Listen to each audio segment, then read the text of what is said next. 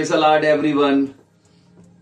खुदावंद यीशु मसीह के नाम में अजीजों, आज फिर से खुदावंद की हुजूरी में हम मौजूद हैं और खुदा के जलाल के लिए एक बड़ी गवाही है जो आज हमारी बहन बोने वाली है और इस गवाही के करके वो बो कर खुदा को जलाल भी देना चाहती हैं। बहन नगीना हैं जो हमारी चर्च से खुदा के फजल से गुज़िश्ता कई महीनों से जुड़ी हैं और खुदा ने इनकी जिंदगी के अंदर बहुत बड़ा काम किया है।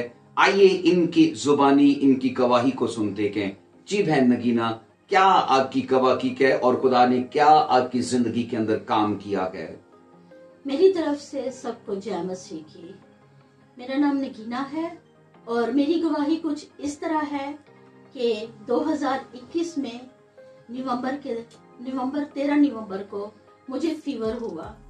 फीवर ही से मेरी ये लेफ्ट साइड पे पेन स्टार्ट हो गया और मैंने पेन के लिए और फीवर के लिए मेडिसिन ली। फीवर तो कम हो गया लेकिन पेन कम नहीं हुआ, जिसकी वजह से मैंने समझा कि शायद ये वैसे ही पेन हो रही है। तो 10-15 दिन इसी तरह मुझे तकलीफ में रही, यहाँ तक कि मैं घर के काम काज भी नहीं कर सकती थी क्योंकि मुझे तकलीफ बहुत ज्यादा थी। फिर मैंने अपने खावन से कहा कि मुझे तकलीफ बहुत ज्यादा है, तो मुझे कहने लगे कि चलो तुम डॉक्टर के पास हो आना। तो मैं फिर भी नहीं डॉक्टर के पास गई। फिर कुछ दिन ऐसा हुआ कि मुझे महसूस हुआ कि मेरी लेफ्ट साइड पे मेरे ब्रेस्ट के ऊपर गिल्टी सी निकल रही है, जिसकी वजह से मुझे ये तकलीफ हो रही है। दूसरे दिन मैंने अपने खावन से इस बात को शेयर किया। मैंने कहा मेरे साथ तो ये मसला बन रहा है, इसीलिए ये मेरी दर्द हो रही है। तो उन्हें भी थोड़ा सा वो हुआ कि ये क्या मसला बन रहा है, यानी कि हम दोनों बहुत परेशान हो गए। तो उन्होंने मुझे कहा कि ऐसा करना कि तुम तकरीबन 15 दिन बाद उन्होंने कहा कि मुझे आप डॉक्टर के पास चले जाओ और डॉक्टर को चेक करवाओ। तो पता चले कि ये क्या वजह है, क्यों आपको तकलीफ हो रही है। बहरहाल मैं अकेली ही डॉक्टर के पास चली गई और वहां पे जाके डॉक्टर से मैंने अपने आप चेक करवाया और डॉक्टर ने जब मुझे मुकम्मल तौर पर उन्होंने चेकअप किया तो डॉक्टर मुझे कहने लगी कि सिस्टर ऐसा है कि आप थोड़ा सा मुझे शक सा हो रहा है, लेकिन मैं आपको सही कंफर्म नहीं कह सकती, शायद मेरा शक ही हो, ये बात ना भी हो, वैसे ही आपको ये गिल्टी सी बन गई है। तो मुझे कहने लगी कि आप ऐसे करें कि आप जाएं और जरा अल्ट्रासाउंड करवा लें। मैंने कहा ठीक है। तो मैंने हालांकि डॉक्टर से पूछा भी कि डॉक्टर साहब अगर कोई खतरे की बात है तो आप मुझे बता दें। कहती नहीं, जब तक आपकी रिपोर्ट सही सामने नहीं आएगी मैं कुछ नहीं कह सकती, शायद ये मेरा वहम भी हो सकता है। तो मैंने कहा ठीक है। मैं फिर चली गई अल्ट्रासाउंड करवाने के लिए। बहरहाल उसने अल्ट्रासाउंड के ऊपर लिख दिया कि इमरजेंसी, यानी कि इसे जल्दी से यानी कि टेस्ट करो ना। तो मैं गई तो उन्होंने सारे पेशेंट को छोड़ के सबसे पहले उन्होंने मेरा टेस्ट किया। मुझे उन्होंने शर्ट वगैरह जो उनकी होती है वो पहनाई और उन्होंने जब मेरा टेस्ट वगैरह किया तो जैसे वो टेस्ट वगैरह कर रही थी तो वो जो अल्ट्रासाउंड की जो मशीन थी वो जैसे मुझे लगाती थी तो मेरी पेन ज्यादा स्टार्ट हो जाती थी। तो उनको मैं हाथ भी नहीं लगाने दे रही थी कि मैं उनसे कह रही थी कि मुझे बहुत ज्यादा पेन है। तो वो मुझे कहने लगी कि आंटी थोड़ा सा आप तकलीफ को बर्दाश्त करें, तो ये हम रिपोर्ट बनानी है हमने। मैंने कहा ठीक है। तो जैसे ही उन्होंने रिपोर्ट बना कर दी तो मैंने उनसे पूछा भी, मैंने कहा क्या रिपोर्ट में आया। कहती है कि कुछ नहीं, आपको जिस डॉक्टर ने हमारे पास भेजा ना, लेडी डॉक्टर ने, आप उसी के पास जाओ। मैं फिर उसी के पास चली गई, उसी डॉक्टर के पास, और उसको मैंने चेक करवाया। तो डॉक्टर थोड़ी सी परेशान हो गई मेरी रिपोर्ट को देखकर।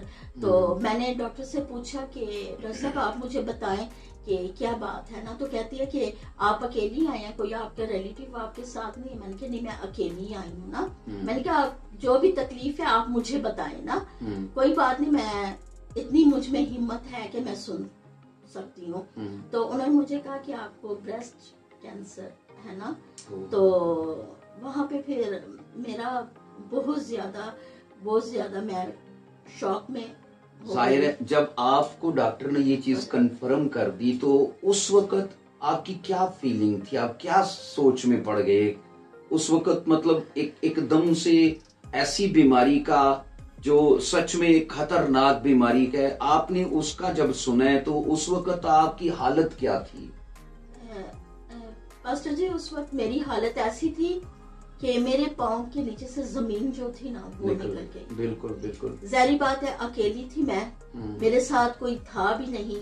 तो जब इतनी बड़ी, जाहिर बात है, एक आपको अचानक से आपको बड़ी बीमारी का पता चल जाए तो फिर जाहिर बात है इंसान का क्या वहाँ पे हाल है होता है। तो इसी तरह मेरा भी वहाँ पे बहुत ज्यादा, लेकिन ये थी कि डॉक्टर बहुत अच्छी थी, उन्होंने मुझे थोड़ा सा तसल्ली दी। उन्होंने कहा कि नहीं, आजकल तो ऐसी बीमारियां, दुख तकलीफ आई हैं कि उनका इलाज हो सकता है। उन्होंने मुझे भी हौसला दिया कि नहीं, आप बेफिक्र रहें, मैं आपको टेस्ट लिख के देती हूँ, आप वो करवा लें। लेकिन आपके साथ कोई आया नहीं। मैंने कहा नहीं, मेरे साथ तो कोई नहीं है, मैं तो अकेली हूँ। तो मैंने कहा क्यों, टेस्ट कोई मुश्किल है? कहती है हाँ, वो नीडल का कोई टेस्ट होता है। ओके। तो वो कहती है कि वो जरा थोड़ा सा मुश्किल है और तकलीफ दे भी है। तो जब तक आपके साथ आपका कोई रिलेटिव नहीं होगा, हम इस तरह नहीं कर सकते, क्योंकि आपको कुछ भी हो सकता है वहाँ पे। तो जाहिर बात है, आपको फिर लेके जाएगा कौन, क्योंकि वो बहुत तकलीफ दे। तो मैंने कहा ठीक है, फिर ऐसे कि मैं कल आ जाऊंगी। तो कहते ठीक है। तो पास्टर जी, जब आप आए हैं तो जी, जब मैं वहां से निकली हूँ, मुझे नहीं पता कि रास्ता इतना दूर था। मुझे किसी रिक्शे की नहीं परवाह, मुझे किसी गाड़ी का नहीं पता। मैं अपनी धुन में चलती जा रही हूँ, खुदा से दुआ करती जा रही हूँ कि खुदाया मेरे बच्चों का क्या होगा, मेरे घर वालों का क्या बनेगा। तो इस बीमारी का बहन पहले कभी आपने सुन रखा था? जी, काफी सुना हुआ था कि कितनी डेंजरस ये बीमारी है। लेकिन ये नहीं था ना कि ये बीमारी कभी मुझे हो जाएगी। जब आप घर आ रहे थे उस वक्त, मतलब जाहिर आप पैदल आए, आप रिक्शे पे नहीं बैठे? नहीं। तो वो सफर आपका कैसे था? मतलब आप रो रहे थे, टूटे हुए थे, परेशान थे, बदहाल थे, क्या सोच के चल रहे थे कि मायूस हो चुके थे लाइफ से? क्या था उस वक्त आपका हाल? पास्टर जी, मैं उस वक्त उस चीज को बयान नहीं कर सकती हूँ कि मेरा क्या हाल था उस वक्त, जो हाल था। जी, मैं रास्ते में रोती जा रही थी। काफी लोग मुझे देख रहे थे कि मेरे आंसू थम ही नहीं रहे थे, क्योंकि मुझे आज भी वो दिन याद आते हैं, वो घड़ी याद आती है कि मैं अकेली थी वहां पे हॉस्पिटल में। जब मेरे साथ, जब डॉक्टर ने ये मुझे खबर दी, तो मैं आपको बता नहीं सकती कि मैं रास्ते में रोती आ रही थी और दुआ करती आ रही थी कि मेरी जिंदगी के इतने कम दिन रह गए हैं कि मैंने तो अभी तक अपने बच्चों की खुशी भी नहीं देखी थी। तो जैसे ही मैं घर आई तो मैंने घर आके ऊंची ऊंची रोना शुरू कर दिया, बहुत ज्यादा रोना शुरू कर दिया। तो उस वक्त घर में सब थे? जी, घर में सब थे। ओके। मेरे हस्बैंड, मेरे बच्चे सब थे। तो मुझे कहते क्या हो गया। रिपोर्ट मेरे हाथ में थी अल्ट्रासाउंड की। मुझे कह रहे क्या हुआ है? मैंने कहा वो हो गया जो किसी के साथ खुदा ना करे, किसी दुश्मन के साथ भी ना ये तकलीफ हो। मुझे कहते बताओ तो हुआ क्या? मेरे हस्बैंड बड़े परेशान। उनसे मैंने कहा मुझे ब्रेस्ट कैंसर डॉक्टर ने कंफर्म कर दिया। तो कल उन्होंने टेस्ट किया। तो मैंने कहा मुझे वो जो डॉक्टर ने मुझे बता दिया था कि वो नीडल टेस्ट जो है ना वो बहुत ज्यादा पेनफुल है। तो मुझे डर लग रहा था। तो मैंने अपने खावन से कहा मैंने वो टेस्ट नहीं करवाना, ये मैं तकलीफ बर्दाश्त कर लूंगी, मैं वो टेस्ट नहीं करवाऊंगी। मेरे खावन मुझे कहने लगे कि करवा लो, पता तो चल जाए कि आया कैंसर है या नहीं है। मैंने कहा नहीं, मैंने नहीं करवाना। इतने में मेरी बेटी को काफी दिनों से पता था कि मेरी तबीयत ठीक नहीं, दोनों मेरी बेटियों को पता था कि मेरी तबीयत ठीक नहीं। तो वो रेगुलर मुझे कॉल्स करती थी। तो उस दिन भी जब उन्हें पता चला कि मैं टेस्ट के लिए जा रही हूँ, चेकअप के लिए जा रही हूँ, तो मेरी बड़ी बेटी ने मुझे फोन किया कि मामा जी आप डॉक्टर के पास गई हैं, तो डॉक्टर ने आपको क्या कहा है? तो मैंने कहा, मैंने अपनी बेटी से कहा कि मुझे डॉक्टर ने कैंसर का कहा है। तो मेरी बेटी भी रोना शुरू कर दिया। बड़ी बेटी ने रोना शुरू, कहती नहीं मामा जी ऐसे नहीं हो सकता, हम खुदा के लोग हैं, हमारे साथ ऐसा हो ही नहीं सकता। मैंने कहा नहीं बेटा, डॉक्टर ने खुद ही कहा है कि भाई आपके साथ ये मसला है। तो कहती है, मेरी बेटी ने फोन बंद किया, वो उसी वक्त घर आ गई क्योंकि वो पास ही में रहती थी। वो घर आ गई, पिंडी वाली मेरी बेटी को पता चला, वो भी आ गई, वो भी दोनों आ गई। तो दिसंबर था और लोग क्रिसमस की तैयारियां कर रही थी, लेकिन हमारे घर में मातम हो रहा था कि हमारी माँ को इतनी बड़ी बीमारी लग गई है। तो मेरी बेटियों ने, आपको नवंबर में कंफर्म हुआ कि दिसंबर में कंफर्म हो चुका? मुझे नवंबर में कंफर्म हो चुका था और नवंबर के एंड में कंफर्म हो गया और आगे दिसंबर का दिसंबर था। और इसी दिसंबर ही में 18 तारीख हो गई थी दिसंबर की, और वो क्रिसमस सीजन था, लेकिन सब लोग तैयारियों में थे और आपके घर में ये प्रॉब्लम को लेके मातम का समा बना पड़ा। बहुत ज्यादा, बच्चों को ना क्रिसमस का पता ना कुछ, यहाँ तक कि कोई ना शॉपिंग हो रही है ना कुछ हो रही है। कह रहे हमारी माँ के साथ इतना बड़ा प्रॉब्लम हो गया, तो हमें ये खुशियाँ नहीं अच्छी लग रही। तो बड़ी बेटी, जैसा कि वो आपके साथ जी, इनकी बड़ी बेटी हमारे चर्च के साथ है, उन्होंने आपको बताया कि मीटिंग में आई आप? जी, उन्होंने फिर मुझे आपका बताया कि मामा जी आप पापा जी के पास है, आप वहाँ आकर प्रेयर करवाएं। तो मैंने कहा कि अच्छा। मैं उसे टाल मटोल करती रही। सारी बातें, मैं मुकम्मल तौर पर टूट चुकी थी। मैं इतनी टूट चुकी थी कि मुझे अपनी जिंदगी का कोई भी भरोसा नहीं था। मैंने कहा बस अब मैं थोड़े दिनों का, मेरा खावन भी परेशान, मेरे बच्चे भी परेशान। मेरी बड़ी बेटी को खुदावन पर पूरा यकीन था, कहती नहीं मामा जी मुझे अपने खुदावन पर पूरा यकीन है, आपको कुछ नहीं होगा, आपको कुछ नहीं होगा। फिर उन्होंने मुझे कहा कि मामा जी आप पापा जी के पास आए। हमारी न्यू ईयर की मीटिंग थी, ये सन 2021 की गालिबन बात है, 2022 में न्यू ईयर की मीटिंग में ये आए थे। और उस वक्त मैसेज के बाद जब मास प्रेयर चल रही थी, डिलीवरेंस की, हीलिंग की दुआ के लिए, तो उस वक्त आप भी आगे आई थी? हाँ जी, मैं भी आगे आई थी और मैंने अपना हाथ खड़ा किया था जब आपने प्रेयर की कि आप अपने हाथ ऊपर करें। तो फिर मैंने भी, अजीजों याद रखिए, वो जो न्यू ईयर की मीटिंग थी वो स्पेशली ऑयल मीटिंग थी, और इनकी बेटी ने उस मीटिंग के लिए इन्हें खास तौर पर बुलाया था कि अनॉइंटेड ऑयल की मीटिंग है, तो आप उस मीटिंग को मिस मत करना। आप उस मीटिंग में आए हो और मुझे याद है अच्छे से कि मैंने आपकी बड़ी बेटी को ऑयल दिया था कि आप दूसरे रूम में जाइए और इनकी बॉडी के उन हिस्सों पर जो मुतासर हिस्से के ऑयल लगाइए। ऐसा ही हुआ था? ऐसा ही हुआ। आपकी बेटी ने आपको ऑयल लगाया।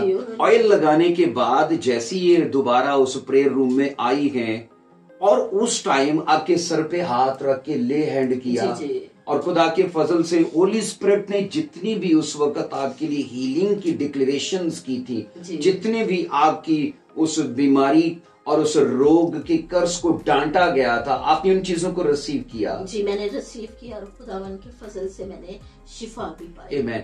अब मुझे ये बताइए, न्यू ईयर की मीटिंग के बाद आप घर चले गए, आप पर दुआ हुई, और अब ये बताइए कि वो हीलिंग आपकी कब से स्टार्ट हो गई? आप मीटिंग से जब निकल के गए हो तो कितने टाइम के बाद आपकी हीलिंग स्टार्ट हो चुकी थी? आपने जब मुझ पर आपने प्रेयर की थी, आपने अपने हैंड रख के, तो उसी वक्त जो मेरी साइड पे जो पेन था वो कम हो गया था, दर्द कम हो चुकी थी। दर्द कम हो चुकी थी। Praise the Lord. जैसे ही आपने मुझे ऑयल दिया, तो वो जैसे जैसे मैं अप्लाई करते रहे घर जाके जैसे आपने मुझे कहा था, मैंने प्रेयर की, वो अप्लाई किया, तो जैसे जैसे मैं करती गई, खुदावन का शुक्र मैंने गुजार हूँ कि खुदावन की, वैसे वैसे वो जो मेरी गिल्टी थी छोटी होती गई। इस टाइम को मुझे ये बताइए, न्यू ईयर की मीटिंग के बाद जैसे आप घर गए हो तो कितने दिनों के बाद आपने फील किया कि वो गिल्टी आपके बदन से जा चुकी है? मुझे तकरीबन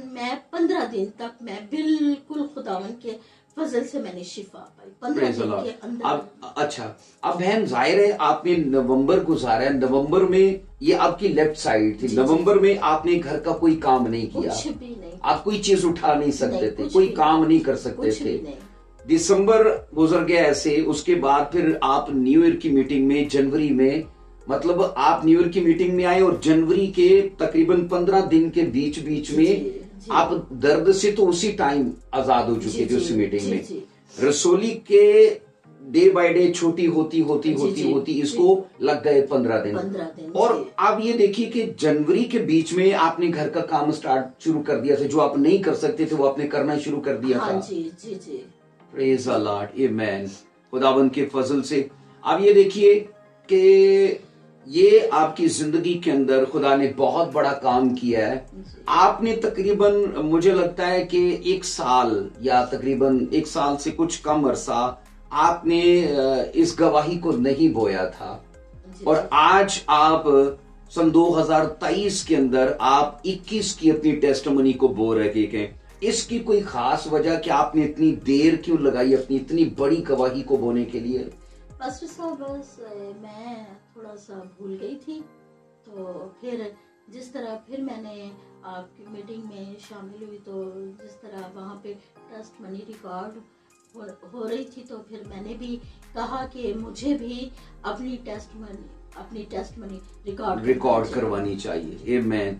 अजीजो, जरूरी है, याद रखिए कि वो काम जो खुदा हमारी जिंदगी के अंदर करता है उसका चर्चा होना चाहिए, कई लोगों तक उस खुशखबरी को और उस गवाही को पहुंचना चाहिए। और मेरा ये बिलीव है कि खुदा ने इनकी जिंदगी के अंदर जो काम किया है वो आपकी जिंदगी के अंदर भी कर सकता है। अब ये बताइए कि उस टाइम जो आप फील करते थे, क्योंकि वो सच में एक मौत का हाल था, मातम का समय था, फिर जब आप डिलीवर हो गए, आप हील हो गए, मुझे ये बताइए, आप डे बाय डे डिप्रेशन से आजाद हुए, उस स्पिरिट से जो खौफ की जी, तो डरने की थी, जो मौत की स्पिरिट थी कि क्या बनेगा, इन चीजों से आप मतलब उसी टाइम आजाद हो चुके थे उस न्यू ईयर की मीटिंग के बाद, कि वो भी आपको कुछ वक्त लगा उन चीजों से आजाद होने में? नहीं पास्टर जी, जब आपने प्रेयर की थी ना, तो मैं उसी वक्त ही मुझे